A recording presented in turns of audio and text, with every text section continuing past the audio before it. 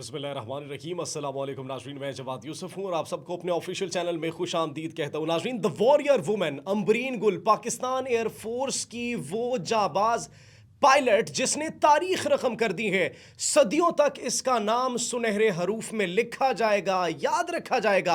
अफगानिस्तान के अंदर कामयाबी से प्रिसिजन स्ट्राइक्स की जिसने, और जिसने उस अफगानिस्तान में जहां पर इंसानों को बुनियादी हुकूक नहीं दिए जाते, खातीन के ऊपर सफरी पाबंदियां आयद हैं, खातीन के ऊपर तालीमी पाबंदियां आयद हैं, जहां की बच्चियों को, बेटियों को तालीम से महरूम रखा जाता है, वहां पर पाकिस्तानी एयरफोर्स की इस एक खातून पायलट ने पूरे अफगानिस्तान को तहस नहस कर दिया, तहोबाला कर दिया, और वहां पर एक सबूत दिया, एक बात, एक वाज़ेह पैगाम दिया कि ये उस कौम की बेटी है जिस कौम का अमन तुम तबाह करना चाहते हो। ये खाली एक बेटी है जिसने अभी कामयाबी से अहदाफ को निशाना बनाया। तो सोचो, अगर इस कौम की बेटियां तुम्हारे खिलाफ आ गई तो तुम्हारा क्या होगा। नाज़रीन, अम्बरीन गुल कौन है, इस हवाले से भी बात करेंगे। कहां पर उन्होंने स्ट्राइक की, इस हवाले से भी बात करेंगे। भारत की जानिब से एक धमकी दी गई है और वो धमकी है ऑपरेशन सिंदूर 2 के लॉन्च करने की। भारत धमकियां ही देता रहेगा, लेकिन पाकिस्तान ने जो जवाब दिया भारत को, दैट्स अमेजिंग। साथ ही साथ अमेरिकी सदर डोनाल्ड ट्रंप ने भारतीय सफीर को अपने सामने बिठाकर पूरी दुनिया के सामने निशाने इबरत बना दिया है। नाज़रीन, 48 घंटों का सीज फायर तो हो चुका है, लेकिन ख्वाजा आसिफ की जानिब से जो बयान आया है उसने अफगानिस्तान में खलबली मचा दी है। अफगानिस्तान को जो ललकारे हमारे वजीर दिफा ख्वाजा आसिफ ने, उस हवाले से भी आपको बताएंगे। साथ ही साथ नाज़रीन, अक़वाम मुत्तहिदा की एक रिपोर्ट सामने आई है, जिस रिपोर्ट के अंदर अफगानिस्तान के अंदर फितना अल खवारिज की, फितना अल हिंदुस्तान की और भारतीय प्रॉक्सीज की मौजूदगी का ऐलान किया गया है। उस रिपोर्ट के अंदर यह पेश कर दिया गया है कि कौन कौन सी प्रॉक्सीज अफगानिस्तान से एक्टिवेट हैं पाकिस्तान के खिलाफ और इस खित्ते के अमन को बर्बाद करने के लिए। सब पर आज बात करेंगे। नाज़रीन, सबसे पहले बात करते हैं पाकिस्तान की फीमेल पायलट, फाइटर पायलट, हमारी फ्लाइट लेफ्टिनेंट अम्बरीन गुल की। वो फाइटर पायलट जिसको एक वॉरियर वुमेन कहा जाता है, एक ऐसा वॉरियर वुमेन जिसने नाज़रीन पूरी दुनिया के सामने तारीख रकम कर दी है। अब जब उनका इंटरव्यू किया जा रहा था और जब उनकी जानिब से वो इजहार ख्याल किया जा रहा था, शी वॉज वेरी कॉन्फिडेंट, और उन्होंने कहा कि जैसे जैसे मैं अपने हदफ के करीब बढ़ रही थी तो मेरे अंदर जज्बा, मेरे अंदर जोश जो था वो मज़ीद बढ़ रहा था, और जब मैं वहाँ तक पहुँची तो मुझे बस ये मेरे दिल में था कि यही वो अहदाफ है जिनको निशाना बनाना है, और उसने उन अहदाफ को कामयाबी से निशाना बनाया और फिर पाकिस्तान का रुख किया। नाज़रीन, पाकिस्तान की फीमेल फाइटर जेट की पायलट जिसने तारीख रकम कर दी है, काबुल के अंदर जो ये एयर स्ट्राइक्स हुई थी, जिसके अंदर नाज़रीन जो अफगान तालिबान और खवारिज के 4 और 8 बटालियन हेडक्वार्टर्स हैं उनको निशाना बनाया गया था, और फिर बॉर्डर ब्रिगेड 5 यूनिट को भी उनके जो है वो निशाना बनाया गया था। काबुल के अंदर बादल, काले बादल जो है वो धुएं से उठते हुए दिखाई दे रहे थे और पूरा आसमान काले बादलों की लपेट में था, भर चुका था। ये सिर्फ एक हमारी खातून पायलट ने उनका ये सलूक किया अम्बरीन गुल को, जिसको पूरी कौम इस वक्त सलाम पेश कर रही है, जिसके जज्बे को दाद दे रही है, जिसकी हिम्मत और हौसले की मिसालें दी जा रही है, और जो एक पाकिस्तानियों के लिए एक वाज़ेह पैगाम दे रही है कि खातीन भी जो करना चाहे वो कर सकती हैं और वो किसी से कम नहीं है। तो हम सलाम पेश करते हैं कौम की इस बहादुर सपूत को, जिसने कामयाबी से खवारिज के ठिकानों को चुन चुन कर निशाना बनाया और जिसने पाकिस्तानी कौम का सर फखर से बुलंद कर दिया। पाकिस्तानी एयरफोर्स, पाकिस्तानी फौज नो डाउट पूरी दुनिया में इस वक्त बेहतरीन एयरफोर्स और बेहतरीन फौज के तौर पर उभर कर सामने आई है। हमारी नेवी एज वेल, तो हमारी आर्म्ड फोर्सेस जितनी भी है, उन्होंने दुश्मन के जितने भी अहदाफ थे उनको निशाना तो बनाए, साथ ही साथ दुश्मन की तोपों को खामोश कर दिया। नाज़रीन, अब जो लेटेस्ट डेवलपमेंट्स हमें आ रही है, लेटेस्ट डेवलपमेंट्स जब काबुल में एयर स्ट्राइक्स की गई, कंदहार में एयर स्ट्राइक्स की गई, तो उसके बाद भारत की ये जो प्रॉक्सीज हैं, ये तहबाल, इनको तहस नहस जब कर दिया गया तो अफगान हुकूमत की जानिब से भीख मांगी गई। वो बार बार ये कह रहे थे कि बस हमारी बहुत हो चुकी है ठुकाई, हम मजीद पाकिस्तान के खिलाफ नहीं लड़ सकते।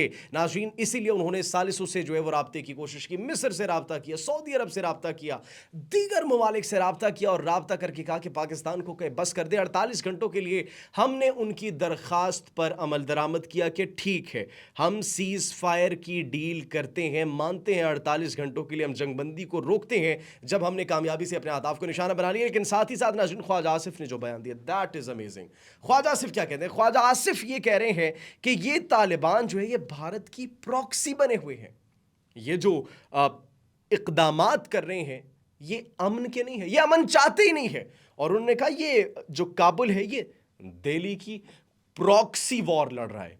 जी हाँ नाज़रीन, उन्होंने कहा ये काबुल जो है वो दिल्ली की प्रॉक्सी वॉर लड़ रहा है और ये भारतीय प्रॉक्सी के तौर पर हमसे लड़ रहे हैं, हमसे मुकाबला कर रहे हैं। अगर हमारे मुल्क पर हमला करने की कोशिश की गई इन 48 घंटों के दौरान भी, हमने जंगबंदी तो कर दी है, आपकी भरपूर रिक्वेस्ट को हमने तस्लीम तो कर लिया, मान तो लिया है, लेकिन अगर पाकिस्तान पर दोबारा हमला करने की कोशिश की गई तो फिर हमारा जवाब भरपूर होगा, फिर हमारा जवाब मौसर होगा और ऐसा जवाब होगा कि तारीख में उस जवाब को याद रखा जाएगा। नाज़रीन, सिर्फ यही नहीं बल्कि जनरल मनोज जो है भारत के, उनकी जानिब से ऑपरेशन सिंदूर 2 की धमकी दी गई है। उन्होंने कहा कि ऑपरेशन सिंदूर 2 बहुत जल्द लॉन्च करने वाले हैं, ये हो जाएगा, वो हो जाएगा, दिस एंड दैट, बड़ा कुछ कहा। लेकिन तर्जुमान पाक फौज की जानिब से कहा गया कि जहां मर्जी से आने आओ, लेकिन हमारा जवाब जो होगा उससे फिर जो तुम्हें तकलीफ होगी, तुमने चीखें नहीं मारनी। पाकिस्तान की जानिब से ये एक बड़ा, एक भरपूर और एक वाज़े मौक़िफ़ दिया गया कि पाकिस्तान का जवाब जो होगा फिर वो भी मुकम्मल होगा, मौसर होगा।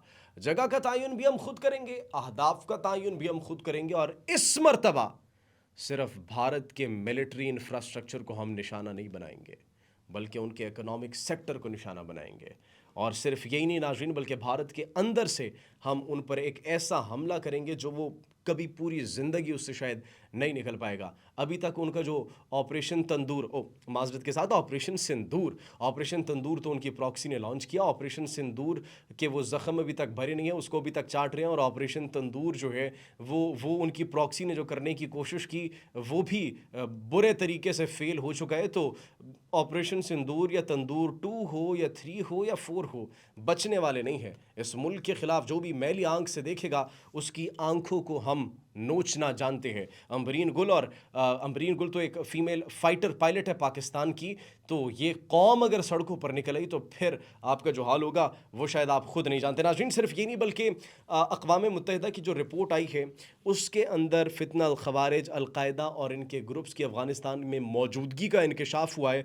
और अब इस चीज़ को कैसे डिनाई करेंगे, इस फैक्ट को कैसे डिनाई करेंगे जो UN की रिपोर्ट में सामने प्रेजेंट किया गया है, पेश किया गया है कि वहाँ पर अल-कायदा की मौजूदगी व फितना अल ख़वारिज की मौजूदगी भी है। और फिर ये भी कहा गया है कि वहाँ पर तरबियती मराकज़ भी बनाए गए हैं। ये 6 सूबों में उनके ये नेटवर्क्स मौजूद हैं और 3 तरबियती मराकज़ बनाए हैं जो भारतीय फंडेड हैं। और भारत एक्चुअली उन प्रॉक्सीज़ को इस्तेमाल करके ख़ित्ते के अमन को बर्बाद कर रहे, ख़ित्ते के अमन को ख़राब कर रहा है। और नाज़रीन, इनकी हथियारों तक ये जो रसाई है ये हमलों में इजाफे का एक सबब बन रही है और बहुत जल्द इन तमाम तर फितनों को एलिमिनेट कर दिया जाएगा। नाज़रीन, सिर्फ यही नहीं बल्कि भारत और अफ़गानिस्तान मिलके अब पाकिस्तान के ख़िलाफ़ AI से वीडियोज़ जनरेट कर रहे हैं, प्रोपेगेंडा कर रहे हैं।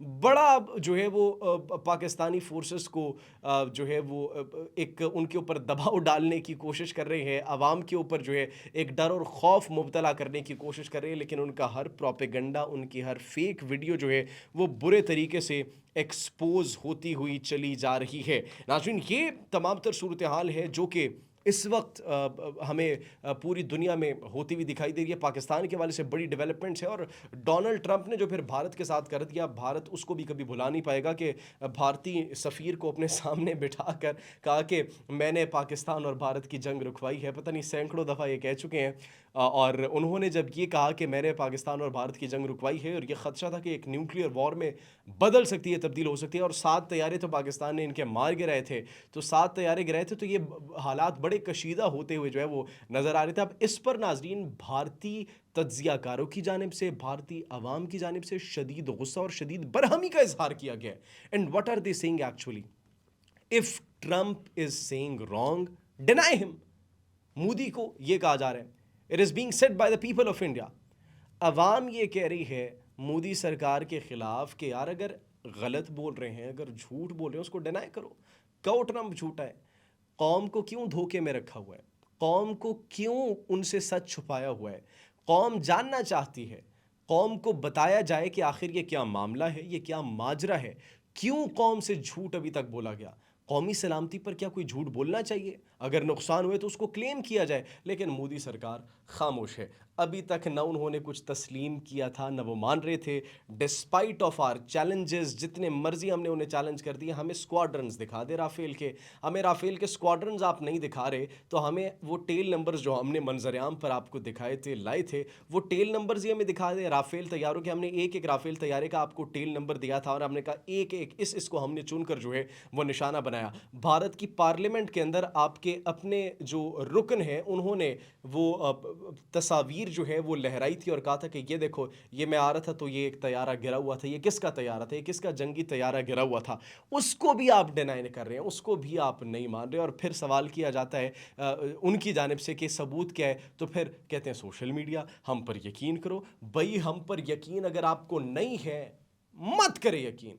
हमारी बातों पर यकीन है, मत करें। हम नहीं चाहते कि आप हम पर यकीन करें। हमें वो स्क्वाड्रंस दिखा दें, हमें वो आप अपने राफेल तैयारों की जो है वो कंप्लीट स्क्वाड्रंस दिखा दें कि ये राफेल तैयारे जिनके बारे में कहा गया था कि ये इनको पाकिस्तानी फोर्सेस की जानिब से मार गिराया गया है, तो हमें वो दिखा दें, हम खामोश हो जाएंगे। नाज़रीन, एक और बड़ी खबर ये है कि जनजी के एहतजाजों की वजह से पूरी दुनिया के अंदर और बहुत से ममालिक के अंदर जहाँ पर तब्दीली आ रही है, अब पाकिस्तानी फ़ौज को 2 साल के लिए कंट्रोल दे दिया गया है और मदगास्कर का ये मदगास्कर मुल्क जो है वहाँ पर ये कंट्रोल दिया गया है। और पाकिस्तानी फ़ौज जो है, अगर अभी लेटेस्ट डेवलपमेंट की बात की जाए कि अफ़गानिस्तान और पाकिस्तान के दरमियान ये जो कशीदगी है जो बढ़ रही है, अफ़गानिस्तान का 10% हिस्सा पाकिस्तानी फ़ौज के कंट्रोल में आ चुका है और उनको पीछे धकेलते हुए जहाँ जहाँ से वो सरहदी कशीदगी की कोशिशें कर रहे थे, उन तमाम तर कोशिशों को एक तो नाकाम बनाया गया, उन कोशिशों के साथ साथ नाज़रीन उन तमाम तर जो ठिकाने थे जहाँ से वो ऑपरेट हो रहे थे, उनको भी चुन चुन कर निशाना बनाया गया और पाकिस्तानी फ़ौज के झंडों को वहाँ पर लहराया गया। 48 घंटों के लिए सीज़ फायर तो हो चुके हैं, लेकिन देखना ये है कि या ये वाकई में अमन चाहते हैं या फिर बकौल ख्वाजा आसिफ कि ये अमन नहीं चाहते, इनसे अमन एक्सपेक्ट नहीं कर सकते। आप इस बारे में क्या सोचते हैं कि क्या ये अमन बरकरार रहेगा या फिर से कोई मिस एडवेंचर करने की कोशिश कर सकती है अफ़गानिस्तान या फिर भारत? इसी के साथ नाज़रीन मुझे इजाज़त दीजिए। अगर हमारी वीडियो पसंद आई हो तो हमारे चैनल को लाइक और सब्सक्राइब कीजिए और बेल आइकन को प्रेस कीजिएगा ताकि आने वाली हर वीडियो आप तक बर वक्त पहुँच सके। अपना बहुत ख्याल रखिएगा। अल्लाह निगहबान।